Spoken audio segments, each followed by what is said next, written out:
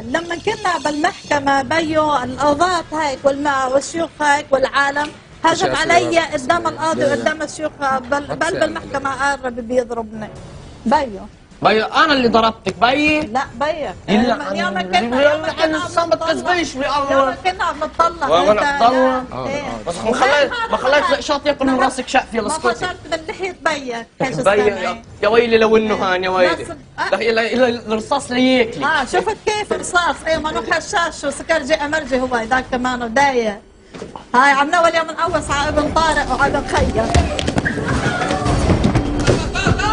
زعل ولا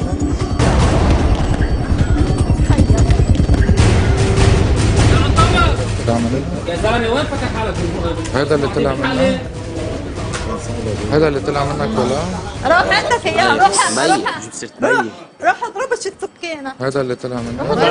هي شو الحكي هيدا؟ زين لا هذا اللي طلع منك؟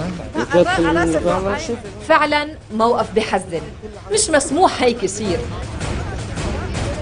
فقرر زافان يبني شيء إيجابي من هالموقف المؤسف، خصوصا إنه دنيا كانت طلبت ناطرة من الله ومنكم تساعدوني بكل منيح، يعني أقول لك الصبي هي إسا لا مدرسة ولا شغل.